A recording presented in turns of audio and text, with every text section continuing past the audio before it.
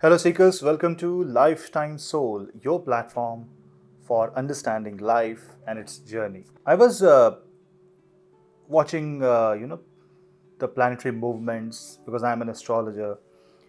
I saw a few planetary movement that talks a lot about a human response to its personal life situations, and then the question came in mind: should we react or should we respond?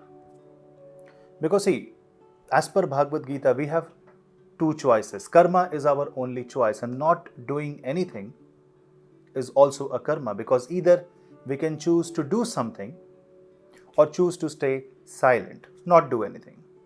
I can choose to give an examination or I can choose to skip the examination. I can choose to eat the food today or I can choose to skip it. So the world is based on the choice, and with choice comes the triggers, the way we react, the way we respond, the way we give the answer to the situation.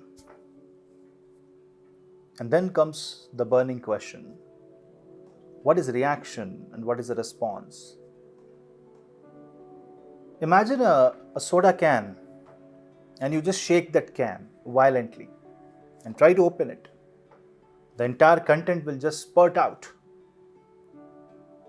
and it will be everywhere.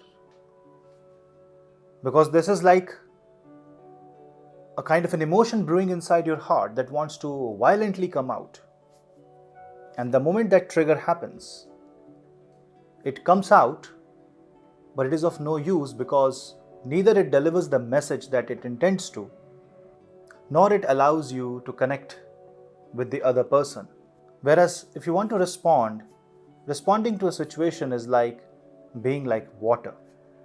No matter how much you shake, water is not going to give a violent jerk outside the bottle, because water feels complete within itself. The triggers to us can come from any sphere, any part of life. And when we react, we are trying to defend ourselves. Usually, a reaction to a situation is mostly because this is a self-defense. It can be a moral self-defense. Somebody can question your judgment, somebody can question your decision, somebody can question your knowledge. It can also act as a threat to your existence, because you believed in something and somebody challenges it, and suddenly that belief gets shaken and you react to the situation, and that do not serve any purpose. But when we respond, we know the consequence of our action. But during a reaction, it is just like the Newton's third law. It just happens. It's an uncontrolled output of the mind, and we don't know what the consequence of the reaction will be. Say you are working and you're frustrated with your work. You're not able to focus right now, and suddenly your supervisor comes and then discusses something with you, and immediately you are on that hot seat and you might react. And that a sudden knee-jerk reaction to the situation can make you lose your job. It can have a consequence that you have never imagined, and then at the end of the day, it immediately becomes your karma. And when it becomes your karma, there will be karma phal, the reaction to the karma. But when we give a proper response, this response is free from any triggers. This response is well calculated, well articulated. It weighs down the pros and cons of the situation. It also puts you in a position where you understand the perspective of the other person. A reaction is merely your perspective. A response is a mutual agreement. So what should you do? Well, obviously, the answer will be very plain and simple. We must give a response if we have to, and not a reaction. But just like any other human being, all of us are built in a way that we will react in certain cases. That's an impulsive output of the mind, and only a stable mind will not react to situation no matter what. That is why the Siddhas and the learned people, the enlightened ones, never used to react like humans. And we humans have all kind of tattva, sattva, rajas and the tamas, and that is why whenever tamas goes high, we react. Whenever sattva goes high, we start responding. What happens in this case is that whatever we chose to do, react or respond, both becomes our karma. Because that we are the mediator, we are doing that karma, and the moment that happens, it is we who will have to face the consequence of that reaction or response. When you have to prove a point, when you have to give answer to a situation, you must have this well thought, well cleared mind,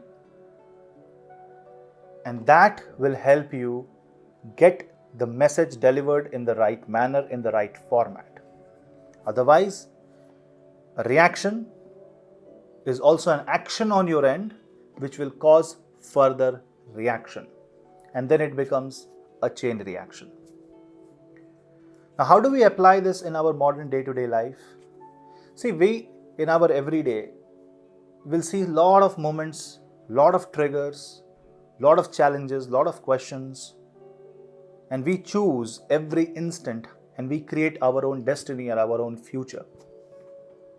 And only a person who is balanced, who is living in a samabhava, that means he is in a very balanced state of mind, will reach the divine, and otherwise we will be just caught, because this world is known for its triggers. And that is why this is called Maya Jal, the world of matrix. Because through reactions, your senses, sensory organs absorbs it, your brain manipulates it and throws a reaction, and then you are caught in that loop. That is what you can say, it is a life and birth cycle. So the day we start responding to our day-to-day life situations in the way it is said by the divine, with balanced emotion, with full of bhakti, you will see that you will no longer be the soda can, but you will be the compassionate pool of water. Think about it. Please subscribe to my channel for more such videos. We'll meet in the next video. Till then, namaste.